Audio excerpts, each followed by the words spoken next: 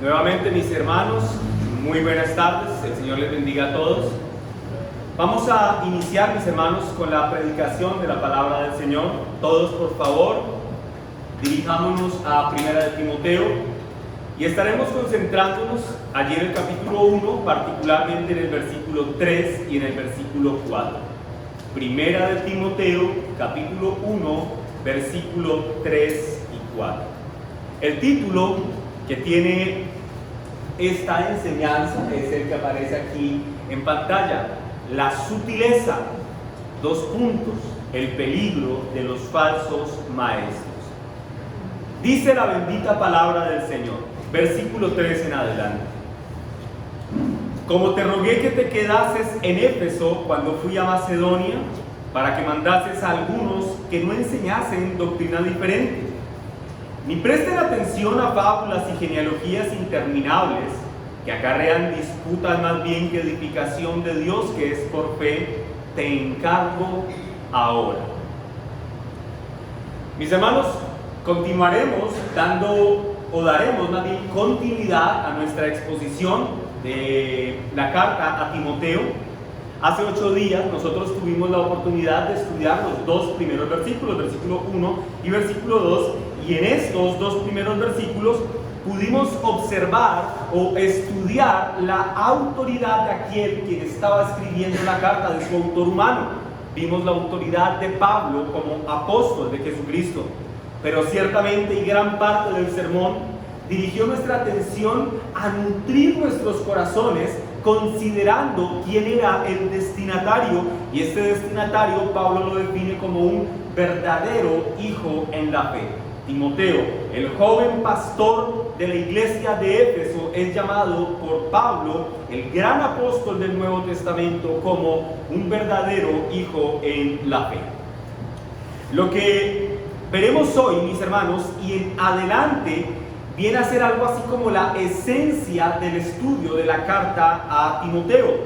A partir del versículo 3 que acabamos de leer y extendiéndonos hasta el versículo 20, el apóstol Pablo llamará la atención de Timoteo y de sus destinatarios en la iglesia de Éfeso, y desde luego de nosotros también, sobre un asunto en particular. Y en estos primeros 20 versículos de esta carta, que es todo el capítulo, Pablo a Timoteo le llama a considerar la importancia de la doctrina.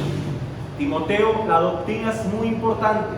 Iglesia, la doctrina es muy importante.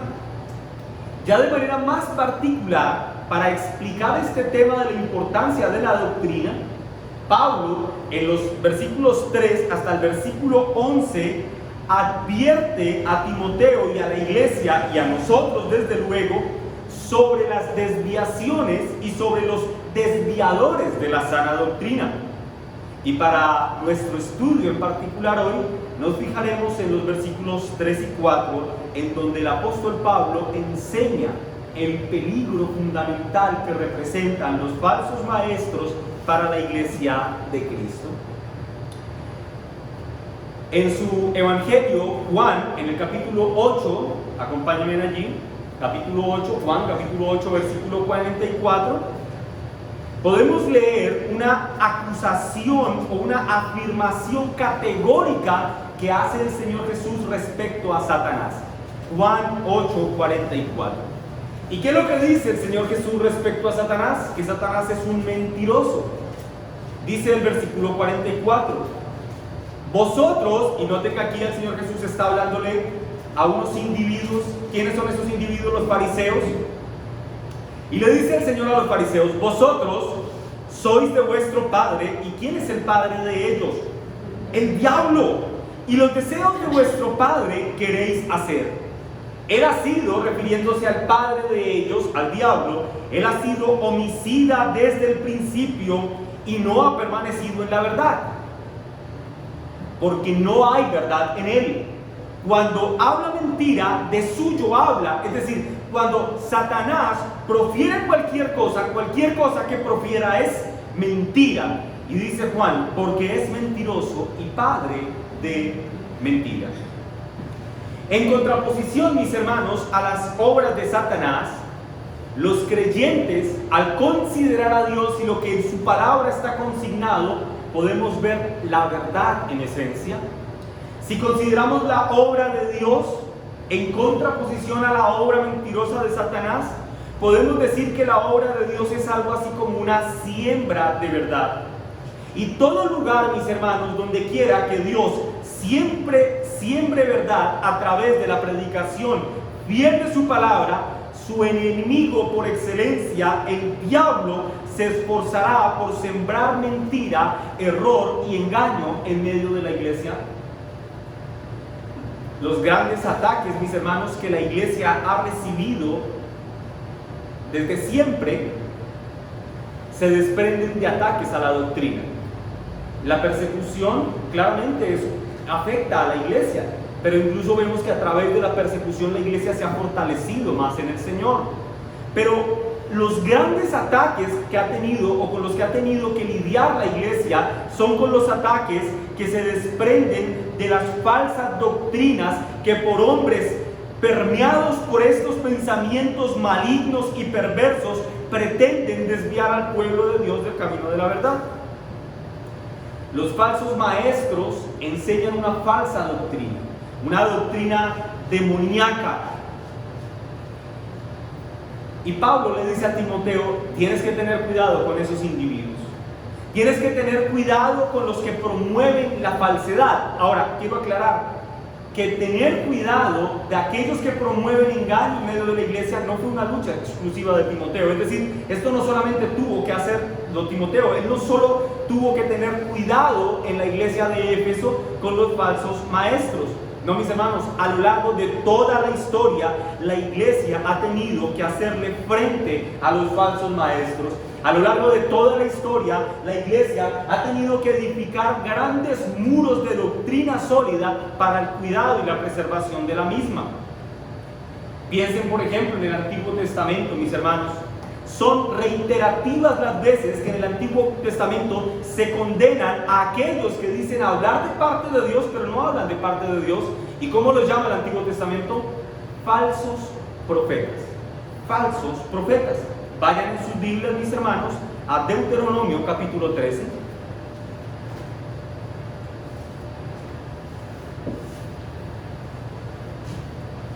Deuteronomio capítulo 13, vamos a leer el versículo 1 al 5. Miren lo que dice la palabra del Señor respecto a los falsos profetas. Deuteronomio 13, versículo 1 al 5, dice la palabra del Señor. Cuando se levante en medio de ti profeta o soñador de sueños y que anunciare señal o prodigios, escuchen, esto es bien interesante, y se cumpliere la señal o prodigio que él te anunció diciendo, vamos en pos de dioses ajenos que no conocisteis y sirvámosles. Noten, está diciendo, van a tener visiones, van a tener revelaciones, van a tener sueños y en algunos casos se cumplirán esos sueños y esas revelaciones, pero que son contrarios a lo que Dios ha establecido en su palabra. Dice el versículo 3. No darás, iglesia, no darás oído a las palabras de tal profeta ni tal soñador de sueños, porque Jehová vuestro Dios os está probando para saber si amas a Jehová vuestro Dios con todo vuestro corazón y con toda vuestra alma. En pos de Jehová vuestro Dios andaréis, a él temeréis, guardaréis sus mandamientos y escucharéis su voz, a él serviréis y a él seguiréis. Tal profeta o soñador de sueños ha de ser muerto, por cuanto aconsejó rebelión contra Jehová vuestro Dios, que te sacó de la tierra de Egipto y te rescató de casa de servidumbre, y trató, escuchen, miren lo que tratan los falsos profetas, trató de apartarte del camino por el cual Jehová tu Dios te mandó que anduvieses, y así quitarás el mal del medio de ti. ¿Cómo? Matando al falso profeta. Esta es una acusación categórica contra los falsos profetas en el Antiguo Testamento. Y en el Nuevo Testamento tenemos ejemplos de ello, desde luego. El mismo Señor Jesús, en sus Biblias, por favor, acompáñenme a Mateo capítulo 15, versículo 15. El mismo Señor Jesús, luchando contra la mentira, declara lo siguiente, luchando contra la falsedad de los falsos maestros. Mateo 5, versículo 15. Declara el Señor Jesús: guardaos de los falsos profetas que vienen a vosotros, escuchen, con vestidos de oveja, pero por dentro son lobos rapaces. Es decir, cuídense de ellos, porque parecen buenas personas. Cuídense porque parecen muy queridos y vienen a nosotros con una apariencia de piedad. Los escritores del Nuevo Testamento no son ajenos a condenar a los falsos maestros. Miren lo que dice el apóstol Pablo en su segunda carta a los Corintios, en el capítulo 11, el versículo 13. Segunda de Corintios, capítulo 11, versículo 13. Dice el apóstol. Miren esta expresión del apóstol Pablo. Porque estos falsos apóstoles, obreros fraudulentos, que se disfrazan como apóstoles de Cristo, son falsos, parecen, pero no son. Tienen una apariencia parecida a la de un apóstol, pero no son más que obreros fraudulentos. Y Pedro, en su segunda carta, el capítulo 2, el versículo 1, dice: pero hubo también falsos profetas entre el pueblo. Escuchen esta expresión: como habrá entre vosotros falsos maestros que introducirán encubiertamente herejías destructoras. Noten que no va a ser un ataque categórico abierto. No. Dicen que son herejías destructoras y que se hacen peligrosas en virtud de que son introducidas a la iglesia como encubiertamente. Y el Señor Jesús dijo: tienen apariencia de oveja. El apóstol Pablo dijo: parecen ser apóstoles, pero son falsos obreros de la obra. Este es el peligro. Miren a dónde quiero empezar a que lleguemos, mis hermanos. Tienen una apariencia que parece buena, se ven externamente bien, incluso hasta hablan bonito, pero están introduciendo herejías destructoras. A lo largo de la historia de la iglesia después de la iglesia del primer siglo, las luchas contra la herejía pues no han sido tampoco ajenas. O sea, allí han estado. En el siglo IV, por ejemplo, se tuvo que librar una fuerte y categórica lucha cuando la cristología y la doctrina de la Trinidad fueron fuertemente atacadas por este individuo conocido como Arrio. Arrio afirmó que Cristo fue la primera criatura de Dios y que el Espíritu Santo fue la primera criatura de Cristo. Mis hermanos, a lo largo de la historia también vemos cómo Dios se ha valido de hombres valientes, a los que ha equipado para que levanten en alto las banderas de la doctrina bíblica. Y quien levantó las banderas en este caso contra Arrio fue Atanasio, allí en el concilio de Nicea, donde se escribe lo que se conoce hoy como el credo de Nicea, que declara explícitamente que Jesús es Dios y que el Espíritu Santo es Dios y que el Padre es Dios. Declara con claridad la doctrina de la Trinidad. En el siglo V también se libró otra gran batalla. Y esta gran batalla que se tuvo que librar en el siglo V tuvo que ver con cuidar las doctrinas de la gracia.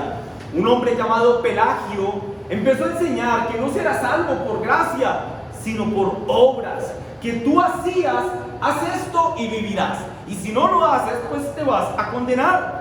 Y allí sale un campeón sin igual de la fe en nuestra historia, como lo fue Agustín de Hipona, quien da una fiera lucha contra este individuo y defiende con ferocidad las doctrinas de la gracia. Lo que quiero decir, mis hermanos, es que la lucha contra los falsos maestros siempre ha estado presente. En el Antiguo Testamento, en el Nuevo Testamento, en la época patrística, siempre ha estado la lucha contra los falsos maestros. La iglesia, en medio de esta lucha, se ha caracterizado por seguir la verdad. Y eso debe ser una característica de la iglesia también en nuestros días. Nosotros la poseemos, tenemos el beneficio de tenerla en nuestras manos. La bendita palabra de Dios, que es atemporal, es la verdad. Y por eso la iglesia puede y debe defenderla. Samuel Pérez Millos hace un apunte que aporta mucho a esto que estoy diciendo. Dice Samuel Pérez Millos lo siguiente: la iglesia se asienta sobre la verdad que es Cristo mismo. fundamento donde se edifica. La palabra es la verdad de Dios dada para que se le conozca y se viva la vida eterna en comunión del Padre y del Hijo. En este texto que estamos analizando de los dos primeros versículos, lo que podemos ver entonces, mis hermanos, es algo así como una preocupación que el apóstol Pablo tiene respecto a algunos individuos que se han levantado en medio de la iglesia de Éfeso y que han plantado minas quiebrapatas, pero en este caso sería minas quiebra doctrina en medio de la iglesia, que tienen como propósito mutilar a aquellos que las pisen. Tiempo atrás el apóstol Pablo ya había predicho que se levantarían estos hombres y que su propósito sería sacar de la senda de la verdad a los más desprevenidos o a los más incautos. Lean por favor conmigo Hechos capítulo 20, versículos 29 y 30.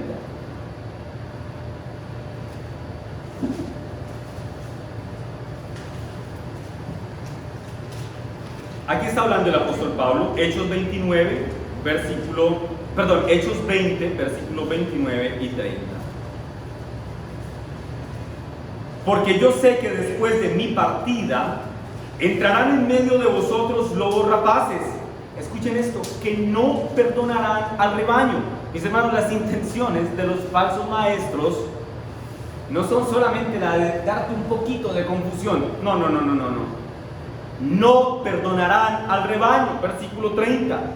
Y de vosotros mismos se levantarán hombres que hablen cosas perversas para arrastrar tras sí a los discípulos. En otras palabras, mis hermanos, podemos decir que el apóstol Pablo le escribe a Timoteo esta carta para decirle que debe esforzarse todo cuanto le sea posible para detener la influencia de los falsos maestros que está acechando la iglesia de Éfeso. Timoteo, esfuérzate por cuidar y preservar la doctrina dentro de la iglesia. Ciertamente podríamos hacer una afirmación a estas alturas del sermón: son un peligro los falsos maestros, son un peligro, pero también son una realidad. Es decir, no estamos hablando de algo que ocurrió una vez y estamos recordando un evento histórico, no, son una realidad. ¿Y por qué son tan peligrosos los falsos maestros? Bueno, porque le son fieles a su Señor. Vuestro padre es el diablo, le dijo el Señor Jesús. Le son fieles a los intereses del Señor que representan.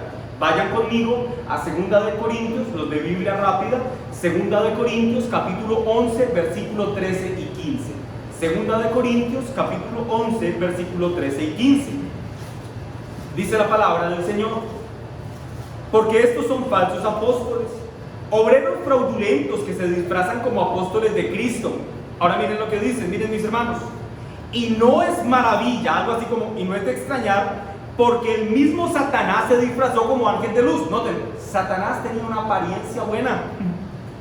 Así que, es decir, dice Pablo, o sea, no me extraña, así que no es extraño si también sus ministros se disfrazan como ministros de justicia, cuyo fin será conforme a sus obras. No es extraño que los ministros de Satanás tengan una apariencia bonita. Satanás se disfraza como ángel de luz. Y el texto dice que sus ministros también hacen exactamente lo mismo. El peligro de un falso maestro, entonces, mis hermanos, radica en esto, en su sutileza. En su sutileza. En que se presentan en medio de la iglesia con astucia, no con cachos, cola y tridente, diciendo odio a Jesucristo, no. Se presentan con astucia, con palabras bonitas, diciendo cosas que a oídos de muchos podrían ser correctas. Incluso harán uso de la Biblia, pero no expondrán las verdades de Dios, sino que inyectarán su veneno mortífero en el cuerpo de Cristo para destruirlo. Es el que vengan con un disfraz, mis hermanos, lo que los hace muy peligrosos, muy peligrosos. Pues al tener apariencia de piedad y al tener discursos elocuentes en los que mencionan a Dios, en los que hablan de la salvación, en los que hablan de la vida eterna, de la generosidad, de la piedad, de las buenas obras, fácilmente pueden engañar incluso a los más preparados, pero desde luego que también a los más desprevenidos. Alguien dijo en alguna oportunidad que los falsos maestros son como vendedores ambulantes culpables de falsear y adulterar la palabra de Dios. Un falso maestro, mis hermanos, entonces es muy peligroso porque su enseñanza, escúchenme muy bien, parece bíblica. Y es que ustedes los verán con una Biblia en sus manos. Es más, mis hermanos, podríamos decir que su enseñanza incluso parece espiritual. El hecho de que su enseñanza parezca bíblica y espiritual hace que los ataques que estos individuos lanzan contra la iglesia sean ataques encubiertos y en consecuencia mucho más peligrosos que si fueran un ataque abierto y frentero, porque se le haría frente inmediatamente. Pero no, van encubiertamente. Parecen ser, pero están inyectando veneno en medio de la iglesia. El tiempo que pasa, mis hermanos, o el tiempo que transcurre hasta que un falso maestro es descubierto o es denunciado por un verdadero ministro de Cristo o por unos hermanos piadosos, ese tiempo que pasa, mis hermanos, es peligrosísimo, ya que en todo ese tiempo han estado inyectando veneno en medio de la iglesia. Los falsos maestros son expertos en sembrar confusión y luego cautivarán a los que por sus engaños se dejen seducir para finalmente echarles en el infierno. Versículos 3 y 4, leámoslos nuevamente.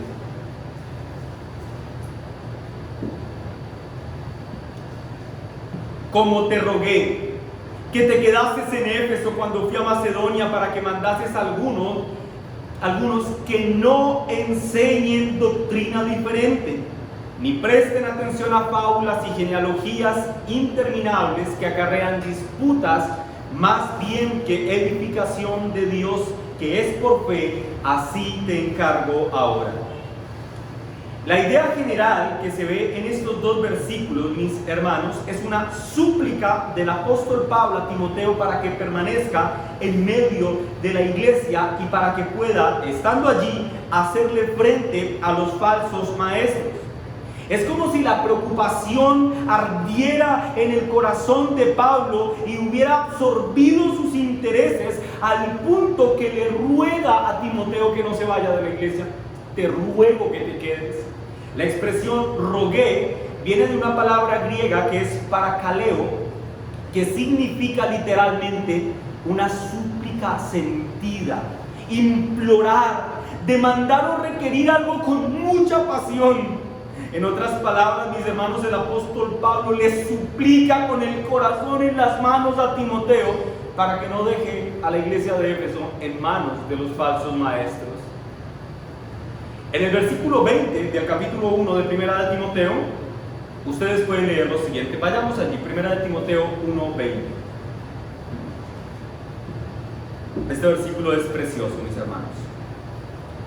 Dice, de los cuales, hablando de los falsos maestros, Himeneo y Alejandro, a quienes entregué a Satanás para que aprendan a no blasfemar.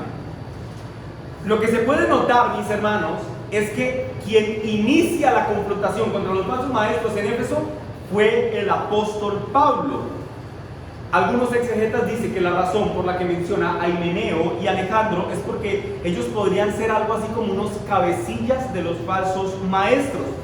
Pero lo que quiero decir, mis hermanos, lo que tenemos aquí es que Pablo exhorta a Timoteo para que lleve la misión que él ya inició. Timoteo, sigue enfrentando y confrontando a los falsos maestros hasta el final. Timoteo, te encargo que termines la obra de confrontación que yo inicié contra los falsos maestros que enseñan una falsa doctrina en medio de la iglesia. De allí que diga, como te rogué que mandases a algunos que no enseñen doctrina diferente. Y me gusta mucho la expresión mandases o mandar, que en griego es la expresión parangello. Y digo que me gusta porque es muy significativa. Miren, la expresión parangello significa o indica la constante obediencia que un inferior le debe a un superior. Parangello. la constante obediencia que un inferior le debe a un superior. Pablo le dice a Timoteo: tú eres un pastor de la iglesia de Cristo, tú eres el verdadero hijo en la fe, y ellos son falsos maestros. Ordénales con la autoridad que las escrituras te dan que no enseñen una falsa doctrina. En otras palabras, mis hermanos, los falsos maestros no se pueden tomar a la ligera. No se pueden tomar a la ligera. Contra un falso maestro debe caer todo el peso de la autoridad apostólica para frenarlos. La iglesia, mis hermanos, tiene la autoridad que procede de las escrituras para hacerle frente a estos que con error engañan y pretenden desviar a la iglesia de su camino. El mismo apóstol Pablo, cuando le escribe a Tito, al otro verdadero hijo en la fe, en el capítulo 1, versículo 1, pueden verlo ahí más adelante, Tito capítulo 1, versículo 11, Tito 1:11, dice lo siguiente: respecto a los falsos maestros, miren lo que dice Pablo: a los cuales, ¿qué dice allí? Es preciso tapar la boca, que trastornan casas enteras, enseñando por ganancia deshonesta lo que no conviene. Para que los falsos maestros, mis hermanos, dejen de enseñar el error, primero es preciso que aquellos que ostentan la autoridad apostólica en las escrituras o consagrada en las escrituras, les tapen la boca con la verdad de Dios. La iglesia no puede permanecer indiferente frente a las herejías. En este versículo 3, el apóstol Pablo dice algunos. Lo que indica es que por fortuna no eran muchos los que estaban enseñando el error, eran algunos. No obstante, por el contexto general de la carta, sí podemos concluir que estos algunos tenían cierta influencia en la iglesia. Algunos exegetas dicen eran ancianos de la iglesia de Éfeso, o sea, pastores.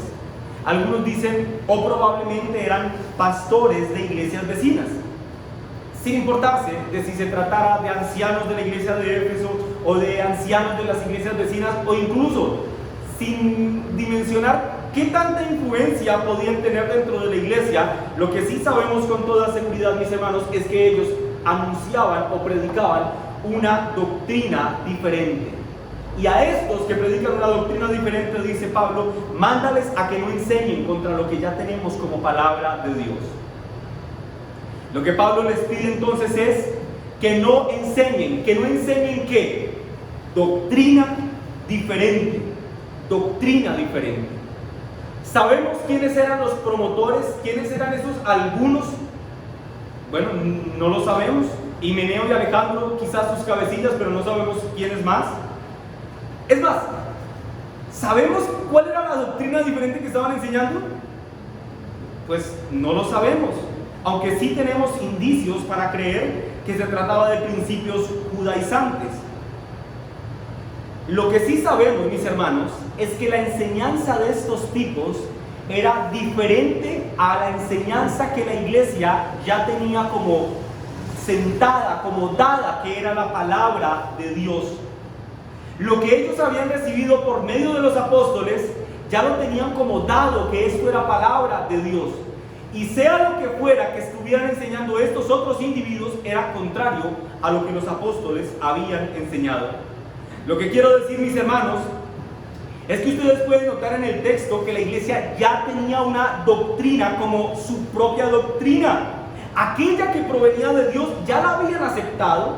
De allí que el texto diga, algunos enseñan una doctrina diferente, es decir, ya había una doctrina. ¿Sí me hago entender? O sea, enseñaban una diferente porque ya había una establecida. Si la iglesia ya había aceptado una doctrina y había aceptado que esta era la doctrina correcta, pues mis hermanos, vale la pena que nos preguntemos cuál era esta doctrina. La Biblia nos dice cuál era la doctrina que se enseñaba en medio de la iglesia y por qué lo que los otros estaban enseñando debía ser denunciado como falsedad. Los de Biblia rápida, acompáñenme a Hechos capítulo 6, versículos 3 y 4.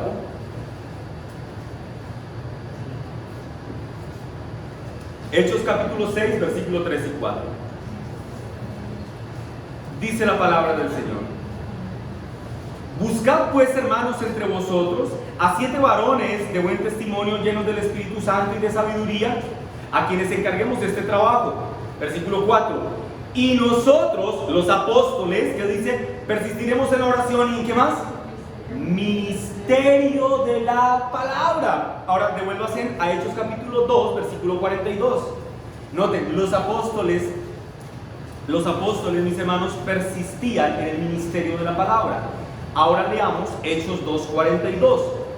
¿Qué hacía la iglesia? Perseveraba en la doctrina ¿de quién? De los apóstoles, en la comunión los unos con los otros, en el partimiento del pan y las oraciones.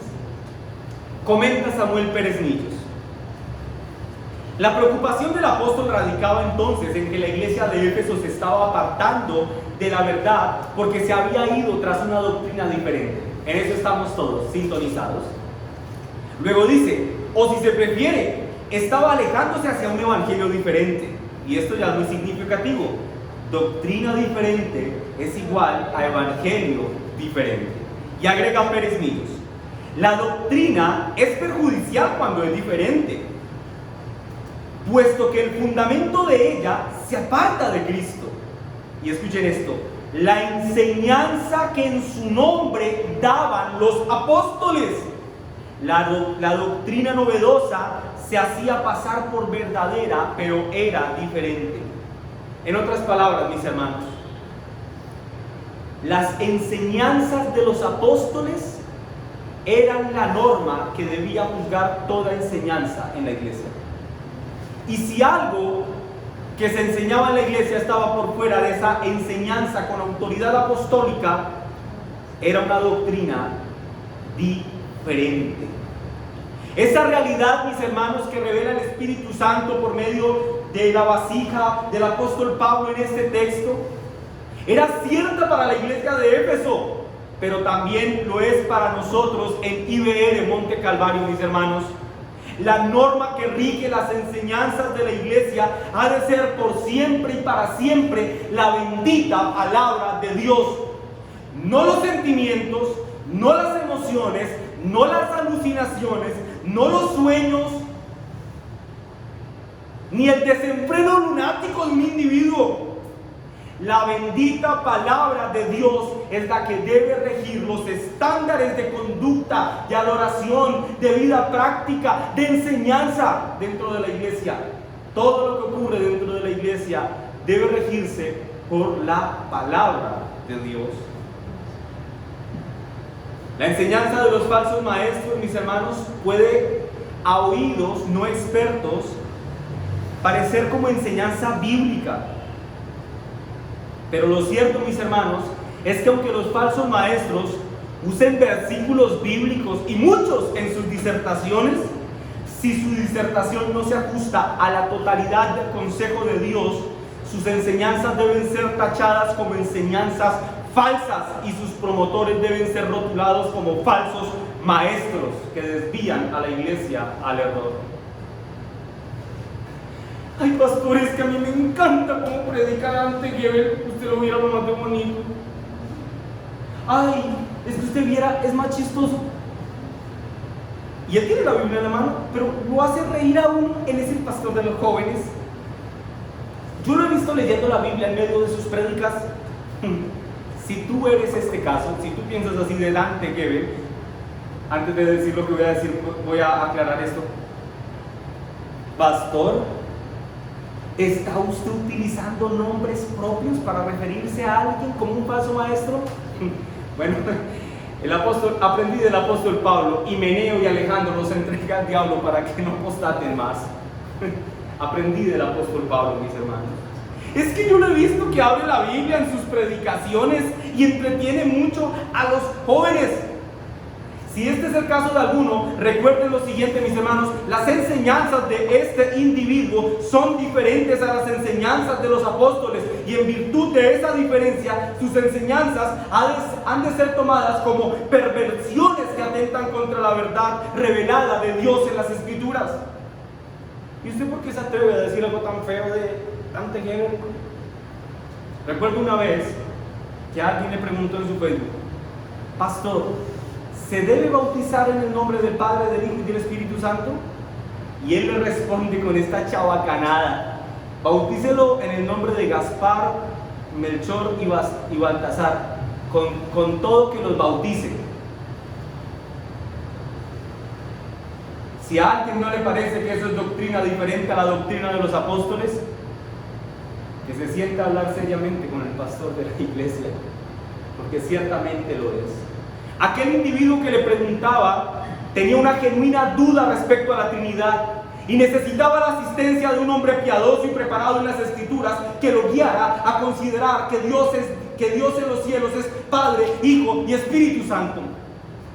Necesitaba que le explicaran el fundamento de la Trinidad de Dios, que es fundamento del cristianismo. Pero no, bautícenlo como quieran, con tal que los bauticen. Eso hace un falso maestro. La doctrina, mis hermanos, que enseñan estos falsos maestros puede parecer doctrina apostólica, pero si es diferente, mis hermanos, es doctrina satánica. La doctrina de los apóstoles, mis hermanos, procede de Cristo. Y si una enseñanza es diferente a la enseñanza apostólica, entonces no proviene de Cristo. Y si no proviene de Él, pues es contraria a Él. Lo que Pablo le pide a Timoteo es: mándales a que no enseñen una doctrina diferente dentro de la iglesia. Mis amados hermanos, escúchenme por favor muy bien. Es muy importante que ustedes entiendan que no se puede ser laxo, no se puede ser condescendiente cuando se está hablando de doctrina. No se puede ser laxo ni se puede ser condescendiente. La enseñanza bíblica, mis hermanos, tal y como nos ha sido transmitida, está contenida en la palabra de Dios, y esa palabra de Dios es la única que está revestida de autoridad divina, y no hay nada comparable a ella en el mundo. Alguien dirá: ay, no juzgues, pastor, ay, no señales, y en algunos casos terribles, alguien dirá: bueno, pero esa es la interpretación que él tiene de las Escrituras, y pues cada uno puede hacerse su propia idea de las Escrituras. No, nadie puede hacerse su propia idea de las Escrituras, mis hermanos. Las Escrituras no vinieron por voluntad de hombre y no están sujetas a interpretaciones privadas.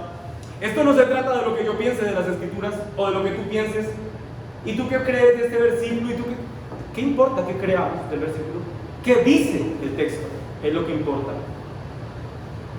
Las Escrituras, mis hermanos, se interpretan a sí mismas y dicen lo que quieren decir, sin importarle si a este le gusta o a este no le gusta, si este se siente cómodo o este se siente incómodo. Mis hermanos, no se saquen esto de la mente. La Biblia es la palabra de Dios, y toda enseñanza que sea contraria o diferente a ella debe ser vista como una falsa enseñanza y sus promotores como falsos maestros. Ese es el rótulo. Ustedes pueden ver a estos predicadores modernos lo que predican: filosofías huecas, carentes de autoridad. La única autoridad que tiene la iglesia como infalible, como inerrante y como plenamente inspirada por Dios son las Sagradas Escrituras, nada más que eso. A mí me sorprende, mis hermanos, ver cómo en los días que corren, lo que se enseña dentro de muchos, y perdónenme la aclaración, comillas, iglesias, no es más que subjetivismo. ¿Qué es el subjetivismo? Aquello que procura las experiencias personales, y entre más escandalosas sean, mejor. Entre más convulsiones aquí en el piso, si se vomita, mejor, hubo más función. Actitudes frenéticas, histeria, regresión, hablar en lenguas y correr desesperados por todo el salón en donde se encuentran. Entre más alto brinque, dicen ellos, mejor, hubo más función. Los púlpitos, mis hermanos, en muchas partes son púlpitos promotores de humanismo, en donde la soberanía del Dios eterno que vive por siempre y para siempre fue quitada y en lugar de la soberanía de Dios fue puesta una vía libre para que la voluntad del hombre transite por ella, como Pedro por su casa. Desde estos púlpitos se repite mucho lo siguiente: tú puedes, levántate como el fénix dentro de las cenizas, que tú puedes, saca fuerzas de las reservas de tu corazón, porque tú puedes, emprende porque tú puedes, tú puedes. Si ustedes conocen a un pastor que promueva el tú puedes, el tal no es pastor. O de repente y sí, pero no de ovejas.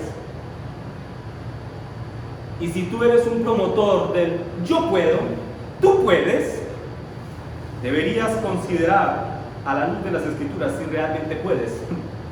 Yo me adelanto a decirte que no puedes, no puedes. Separados de mí, nada podéis hacer, dijo el Señor. Cuando la prioridad en el púlpito, mis hermanos, es el tú puedes, la santidad pierde la prioridad. Pero la Biblia enseña, mis hermanos, que la santidad es la única forma de vida válida para el cristiano.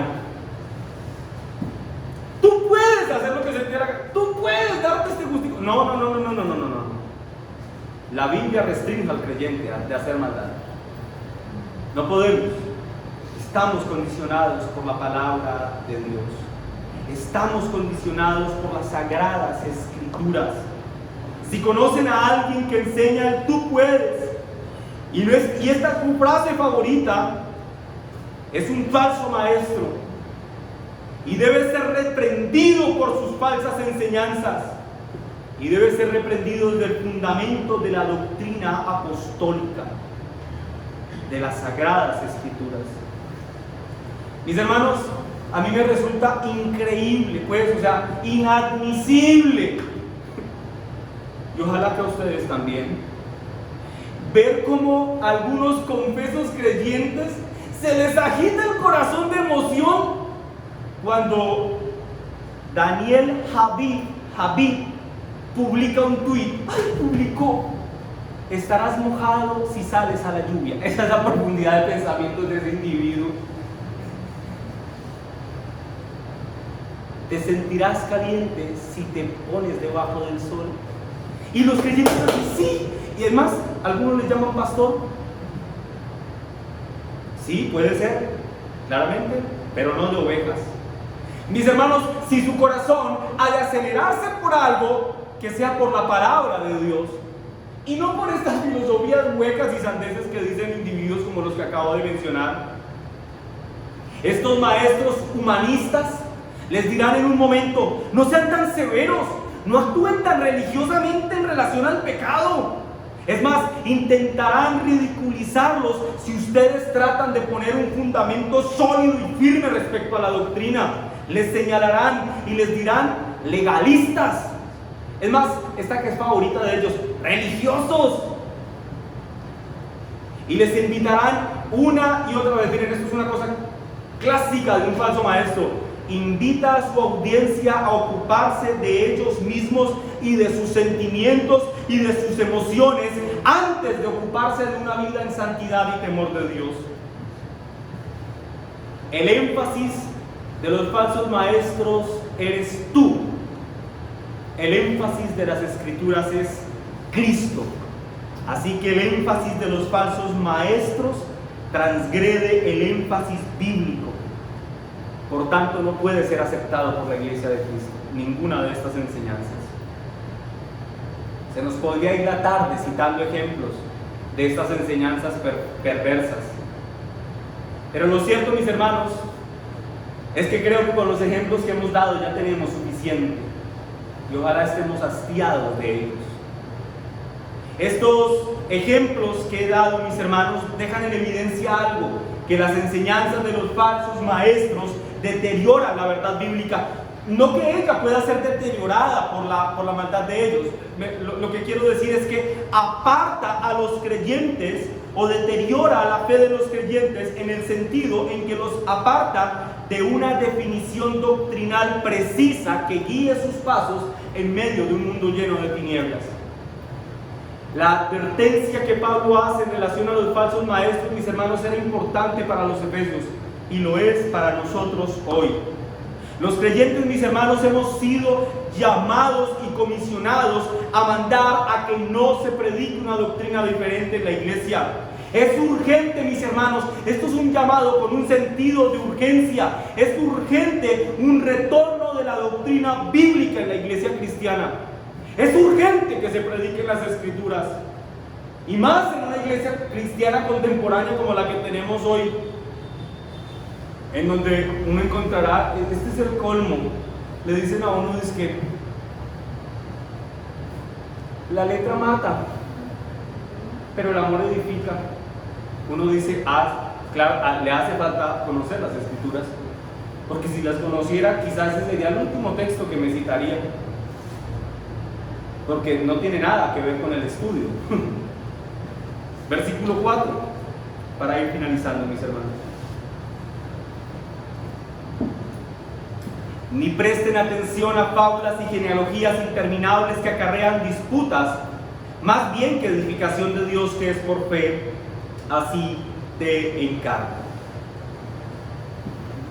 Las fábulas de las que Pablo habla aquí, dicen los expertos, que hacen referencia a narraciones legendarias y fantasiosas que se inventaron basados en los textos canónicos. Es decir, cogían un texto del Antiguo Testamento y le metían cuento y le metían historias y terminaban por otro libro diferente.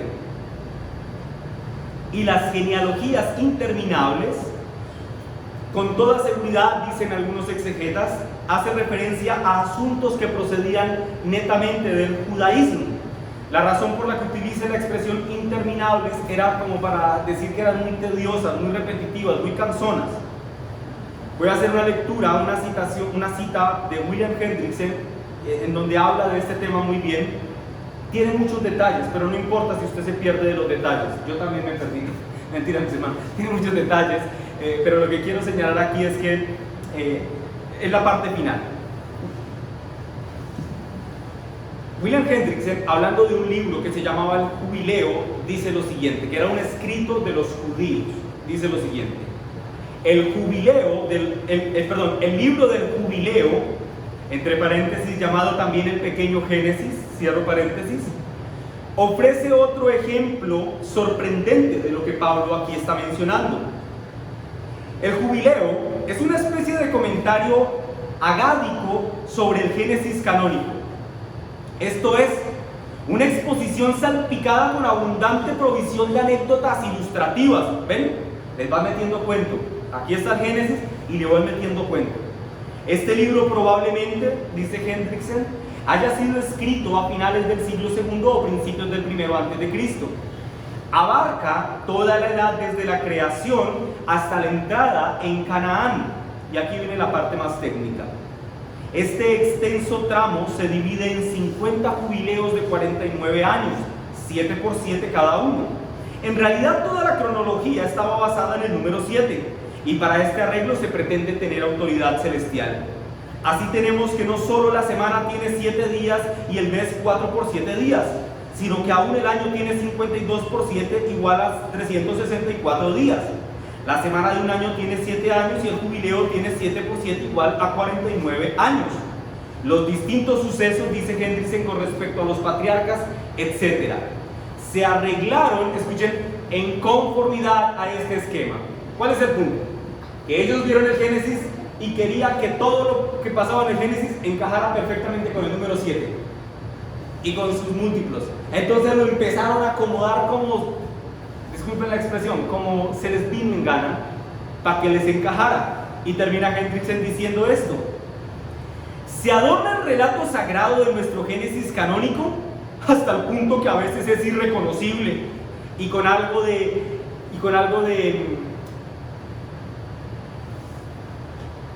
sátira, iba a decir, pero no es sátira, disculpen, se me fue la expresión, con algo de picardía, digámoslo así, dice lo siguiente, dice Hendrickson: ahora sabemos que el reposo era observado por los arcángeles y que los ángeles practicaban la circuncisión y que Jacobo nunca engañó a nadie, refiriéndose al libro del jubileo. Es justamente, mis hermanos, contra ejemplos como el que acabamos de mencionar que Pablo advierte a la iglesia y en esencia les dice: no sigan la tradición de los hombres, sigan exclusivamente las escrituras y rijan su vida por ellas. Algunos exegetas señalan que estos falsos maestros, dentro de su enseñanza, seguramente incluían el ascetismo. El ascetismo, mis hermanos, es un falso estilo de vida moralmente perfecto. En otras palabras, los falsos maestros, escuchen, esto es clásico, siempre esperan obtener aceptación divina al dar atención legalista a la privación voluntaria. Es decir, los falsos maestros siempre, mis hermanos, siempre les van a decir: hagan esto y aquello, absténganse de esto y de aquello, y de seguro que Dios va a ayudarlos. Si tú haces esto y haces esto y luego haces esto, entonces tú te haces un digno merecedor de la gracia de Dios, y Él básicamente va a quedar en deuda contigo. Así que apúrate para que a Dios, mejor dicho, no le quede más que hacer sino bendecirte. Al inicio del sermón, mis hermanos, advertí que los falsos maestros eran un peligro por su sutileza. Muchos de estos falsos maestros tomarán la palabra de Dios con un propósito: conducir a los incautos al infierno. Les dirán: pague penitencias, suban de rodillas a este cerro, o como me dirían a mí en algún tiempo: vaya, dele 7 vueltas a la manzana y reclame su bendición. Mis hermanos, por la abundante ignorancia bíblica que hay en nuestros días, no son pocos los hombres y mujeres que atienden a los llamados fantasiosos de estos falsos maestros. El versículo 4 añade lo siguiente: frente a estas fábulas y genealogías, dice que acarrean disputas más bien que edificación de Dios, que es por fe. Así te encargo ahora. Esto es importante y con esto termino el sermón. La expresión edificación por fe, mis hermanos, se refiere literalmente al plan de Dios para la salvación de los perdidos. Lo que quiero decir es lo siguiente, mis hermanos: cuando un falso maestro se acerca, aunque venga lleno de versículos bíblicos, al final terminará diciéndoles: haz esto y vivirás, haz esta obra y alcanzarás el favor de Dios, cosa que es contraria al evangelio de gracia revelado en las escrituras. Los falsos maestros les enseñan a los desprevenidos algo que es contrario al evangelio, mis hermanos, y tener en nuestro corazón algo menos que el evangelio es garantizarnos un tiquete directo al infierno. Ese es el peligro de los falsos maestros. Cualquier religión en el mundo que promueva las obras como un medio de salvación debe ser catalogada como una falsa religión. Las obras humanas son la antítesis del evangelio de gracia. ¿Ven el peligro de los falsos maestros? ¿Lo ven, mis hermanos? En el mundo solo hay 2 sistemas religiosos. Uno es el sistema religioso del logro divino. En ese sistema del logro divino, Dios, a través de su Hijo, le da salvación a los hombres sin el esfuerzo de ellos. Y el otro sistema de religión en el mundo es el sistema del logro humano, en donde el hombre intenta ganar la salvación a través de sus propios esfuerzos, y esto mediante sus buenas obras, mediante la celebración de ceremonias o la participación de rituales. Justamente eso era lo que el apóstol Pablo estaba denunciando en la iglesia de Éfeso, y esa advertencia también es importante para nosotros hoy. No presten sus oídos, mis hermanos, a aquellos que les digan que para ganar la salvación tienen que hacer esto o aquello. Por gracia sois salvos, no por obra, por medio de la fe, dice el Señor Jesús. Dice Pablo en su carta a los Efesios. ¿Qué sistema? ¿A qué sistema estás adherido tú? ¿A las obras o a la gracia? El apóstol Pablo le escribe a los Gálatas en su en el capítulo 1, Gálatas capítulo 1, versículo 8 y 9, lo siguiente: mas si aún nosotros, los apóstoles, o un ángel del cielo, miren la hipérbole, una exageración, os anuncia, mis hermanos, miren, os anuncia otro evangelio diferente del que les hemos anunciado, sea anatema. Como antes he dicho, también ahora lo repito: si alguno predica diferente evangelio del que habéis recibido, sea anatema.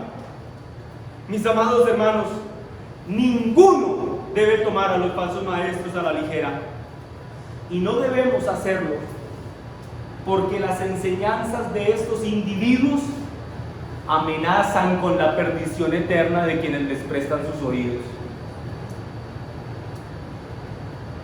Dice el pastor John MacArthur: creer erróneamente sobre el evangelio de salvación es estar eternamente perdido. Cualquiera que manipule el evangelio, dice MacArthur, es mortal, porque atrae a los incautos a la condenación y el castigo eterno. Las estrategias, los shows de entretenimiento de estos falsos maestros no sirven para nada. Todo lo contrario, condena a quienes les escuchan. Mis amados hermanos, nunca pierdan el valor en sus corazones de la sana doctrina.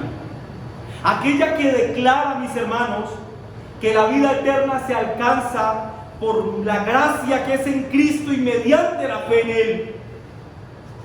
No se establece nuestra salvación en especulaciones o fundamentos humanos, sino que nuestra realidad espiritual se fundamenta en aquello que es atemporal, en la bendita palabra de Dios. Mientras preparaba este sermón, mis hermanos, recordé mi vida hace años atrás. Yo pertenecía a una iglesia carismática, de estas de salvación por obras, y recordé mi vida y tuve tristeza. Es más, ni siquiera nos congregábamos los domingos, íbamos un sábado a la reunión de jóvenes. Y me dio más tristeza cuando recordé que nuestra motivación para ir ni siquiera era escuchar la predicación, como quiera que fuera. Nuestra motivación siempre era llegar antes del espectáculo, y perdónenme, no le puedo decir a esto predicación o culto, era llegar temprano, antes del espectáculo, y compartir con los amigos. Y después del show, salir y compartir con ellos, y tomar café, y hablar, y echar chistes. Esa era nuestra motivación. Mis hermanos, mi corazón también tomó consuelo al saberme tan profundamente amado por el Señor, que me permitió salir de este lugar. Ahora, mis hermanos, todos nosotros aquí presentes tenemos un enorme privilegio. Cada 8 días, mis hermanos, cada 8 días hemos podido comer y beber de este banquete doctrinal que se encuentra en las Sagradas Escrituras. Que el Señor, mis hermanos, sea exaltado en nuestros corazones por nuestra gratitud hacia Él. Porque esta historia mía, seguro que fue la de muchos años. Mis hermanos, si hoy nuestros oídos no están cegados por el engaño de estos falsos maestros, es porque al Señor un día le plació que no solo a oídas oyéramos de Él, sino que ahora nuestros ojos le vean. Amén. Vamos a orar.